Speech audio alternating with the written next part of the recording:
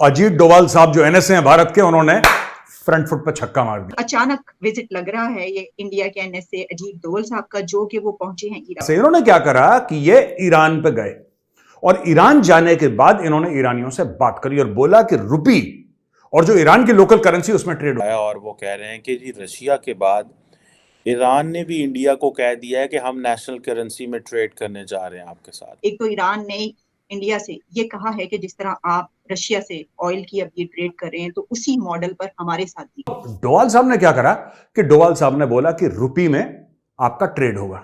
हमारा सबसे बड़ा दुश्मन हिंदुस्तान। अब डोभाल साहब जो हैं वो अपने ईरानी काउंटर पार्ट को भी मिले हैं, वो फॉरेन मिनिस्टर साहब को भी मिले हैं और वो प्रेसिडेंट को भी मिले हैं। द लुकिंग के डोभाल साहब how important and close he is to the prime minister Modi. Iranian government ने उनको सारी एक्सेस दी हुई है। और डोभाल साहब कहते हैं बॉस लोकल करेंसी में ट्रेड होगा, डॉलर शॉलर को मारो गोली।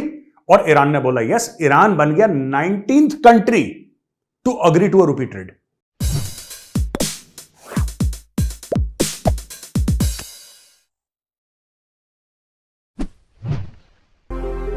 जय हिंद दोस्तों, छुटकू एक्सप्लेनर में आप सभी का स्वागत है। दोस्तों पहले ही भारत और रशिया रुपये रूबेल के जरिए भारत रशिया से कच्चा तेल खरीद रहा है। अब ईरान ने भी भारत से कहा रूस की तरह ईरान के साथ भी रुपये रियाल ट्रेड शुरू किया जाए। इसको लेकर एनएसए अजीत डोभाल अचानक सोमवार को ईरान पहुंच गए। ईरान जाकर अजीत डोभाल ने ईरानियन प्रेसिडेंट और फॉरेन मिनिस्टर से मुलाकात की। अब ईरान 19वां ऐसा देश बन गया जो भारत के साथ रुपए में ट्रेड करेगा। अब इस खबर को सुनकर पाक मीडिया काफी परेशान दिख रहा है। दोस्तों अजीत डोभाल साहब जो एनएसए हैं भारत के, उन्होंने फ्रंट फुट पे छक्का मार दिया। बिल्कुल जैसे वीरेंद्र सहवाग छक्का मारता है, जैसे कि महेंद्र सिंह धोनी ने छक्के मारे हैं, उसी प्रकार से इन्होंने क्या करा कि ये ईरान पे गए और ईरान जाने के बाद इन्होंने ईरानियों से बात करी और बोला कि रुपी और जो ईरान की लोकल करेंसी उसमें ट्रेड होना चाहिए। अब इसमें मैं बताता हूं आपको चक्कर क्या है बहुत बड़ा। इंडिया ने एक, जिसको कहते हैं ना several birds, not two birds with one stone, several birds with one stone, इन्होंने कर दिया। एक तीर से कई निशाने। नंबर 1 मैं आपको बताता हूं उसका फायदा क्या है। और ये डोभाल साहब ने एक ऐसी, ये जो चाल है ना, ये ऐसी चाल चली है कि इसको मैं किस तरीके से आपको समझाऊं। दिस इज एब्सोल्युटली एस्टोनिशिंग ये जो काम हुआ है। अच्छा, ईरान के पास तेल है बहुत ज्यादा, ईरान के पास बहुत ज्यादा तेल है, लेकिन ईरान वो तेल बेच नहीं सकता किसी को क्योंकि उसके ऊपर सैंक्शंस लगे हुए हैं। अच्छा, इंडिया ने वो तेल काफी टाइम खरीदा भी सैंक्शंस के बाद, लेकिन कुछ समय बाद भारत ने बंद कर दिया क्योंकि इंटरनेशनल प्रेशर बहुत ज्यादा था। अब भारत ने क्या करा है, डोभाल साहब क्या कर रहे हैं, 2-3 चीजें। पहली चीज, चाइना जो घुसने की कोशिश कर रहा है दोस्तों हर जगह, चीन जो हर जगह घुसने की कोशिश कर रहा है, चाइना के इन्फ्लुएंस को कट करना पहला एम। दूसरा एम, डायरेक्ट ऑयल। अब आपका ऑयल आ रहा है रूस से। हमने आपको कल ही बताया था कि Bharat, India has become the largest oil exporter to Europe, even ahead of Saudi Arabia. दिमाग देखिए भारत का, भारत तेल का निर्यात करने वाला यूरोप में सबसे बड़ा देश बन गया। वो ऐसा देश जो खुद तेल नहीं बनाता, वो कहीं और से तेल लेके उसको, समझ गया, ये भारत ने कर दिया। अब डोभाल साहब ने क्या करा कि डोभाल साहब ने बोला कि रुपी में आपका ट्रेड होगा, यानी कि हम ईरानियन करेंसी लेंगे और उनको हम इंडियन रुपीस देंगे। इससे क्या होगा कि ईरान बगल में है, और ईरान बगल में होने के अलावा एक बहुत पहले मैं एडिटर साहब जरा मैप दिखाइए नॉर्थ साउथ इकोनॉमिक कॉरिडोर का। ये देख रहे हैं दोस्तों मैप पे, नॉर्थ साउथ इकोनॉमिक कॉरिडोर, ये कहां से आ रही है? ये भारत और रशिया ने मिलकर बनाई है नॉर्थ साउथ इकोनॉमिक कॉरिडोर। और आपको पता है चाबहार पोर्ट जो ईरान में भारत ने बनाया है। अब मैं आपको गेम समझाता हूं, डोभाल साहब गए क्यों वहां पे और क्या ये कौन सा तीर मार कर आए हैं बहुत तगड़ा। ठीक है, ये नॉर्थ साउथ इकोनॉमिक कॉरिडोर है, ये ऊपर से शुरू होती है रूस से, ठीक है, और घूमते घूमते घूमते ईरान आती है और घूमते घूमते मुंबई जाती है। यानी कि अब पाकिस्तान की आवश्यकता नहीं है, पाकिस्तान की आवश्यकता नहीं है। पाकिस्तान का एक ही पावर था और आज की तारीख में भी पाकिस्तान का सिर्फ और सिर्फ एक पावर है। यह ऐसा मुल्क है जो सुई तक नहीं बनाता ठीक से, ठीक है, पर पाकिस्तान का पावर क्या है? उसका जियोपॉलिटिकल लोकेशन। पाकिस्तान का यह पावर है, यह पाकिस्तान की अहमियत है दुनिया में कि जियोपॉलिटिकली पाकिस्तान बड़ा इंपॉर्टेंट है। और यह बात मैं मानता हूं, दुनिया मानती है।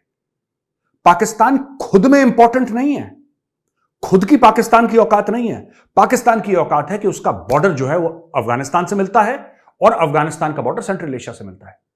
अगर गिलगित बाल्टिस्तान और पीओके, वो वाला एरिया जिसको पाकिस्तान आजाद कश्मीर बोलता है, बिल्कुल उसके ऊपर देखिए तो वाखान कॉरिडोर है। के एनएसए अजीत डोवल ईरान में कहा जा रहा है कि ये एक पहले से वैसे तो होते हैं ऐसे विजिट्स हुआ पता होता है, लेकिन अचानक इस विजिट को कहा जा रहा है जो पब्लिश हो रहा है इंटरनेशनल मीडिया में। उसमें दो बातें अभी तक सामने आई कि एक तो उन्होंने कहा कि आपको पता ही है कि रशिया से जो ऑयल खरीदा है बड़े पैमाने पर इंडिया ने, वो अब कहा जा रहा है कि यूरोपियन कंट्रीज की जो गाड़ियां उनमें वो वाला ऑयल इंडिया के थ्रू पहुंच रहा है और वहां पे इस्तेमाल हो रहा है। तो बड़ी एक उनकी स्ट्रेटजी है ये, लेकिन उस ईरान ने कहा है कि हमारे साथ भी ये करें, क्योंकि उनके ऊपर भी तो पाबंदियां लगी थी ना जिस तरह रशिया, तो वो कह रहे हैं कि हमारे साथ क्यों नहीं। और दूसरा साथ में ये भी बात सामने आई कि जो करेंसी इसकी के जी इंडियन करेंसी में ये होगा, तो उन्होंने कहा कि ये जो है लोकल करेंसीज में जो तजारत की बात हो रही है उसमें भी हमें शामिल है। देखें जी, ये तो एक हवाले से इस वक्त टॉक ऑफ द टाउन है। वो जो टाउन है, वो जो इलाका है रूस से लेके तो चीन तक और वहाँ से लेके ईरान तक, ये सारा जो इसमें जो नई डेवलपमेंट्स हुई हैं सारी इस हवाले से, तो इसमें ये खबर तो ऑलरेडी आई है और इस पर बड़ी डिस्कशन हुई है कि इंडिया जो है वो रूसी तेल रीसप्लाई कर रहा है यूरोपियंस को। और अगर आप इस चीज़ को देखें तो ये बाजार तो एक बहुत बड़ी खबर लगती है कुछ लोगों को, लेकिन मेरे नज़दीक इसमें खबर वाली कोई बात नहीं है। इसको अगर आप गहराई से जो ऑयल और गैस की सप्लाई का इस खित्ते में एक लंबी हिस्ट्री है, उसको अगर देखें तो इससे भी 8 किस्म की, यानी मोस्ट जो है वो डील्स इससे होती रही है। खुद ईरान जो है इसमें, चूंकि सबसे ज्यादा पहली दफा जब ईरान पे पाबंदी लगाई थी अमेरिकियों ने ऑयल एक्सपोर्ट की, तो उस वक्त इस खित्ते में सबसे बड़ा एक्सपोर्टर जो है वो ईरान ही था। और उस वक्त उसके पास तेल के ज़खायर भी किसी और मुल्क के जो मालूम ज़खायर थे, बाद में कुछ को मालूम हुआ कि हमारे पास भी ज्यादा है, उससे कहीं ज्यादा थे। तो one of the top power थी, जिसकी कमर तोड़ने के लिए जाहिर है कि वेस्टर्न वर्ल्ड की तरफ से जो पहली शर्त रखी गई थी 1979 के रेवोल्यूशन के बाद कि जी इसका ऑयल जो है वो एक्सपोर्ट नहीं हो सकता। उसके बाद आपको पता है जितनी रिपोर्ट्स आई हैं उसमें किन किन मुल्कों ने जो है उसका ऑयल जो है वो एक्सपोर्ट किया है, यानी जिसमें बाकायदा अपने टैंकरों में ईरान का तेल उठा के तो ले जाके रीसप्लाई किया।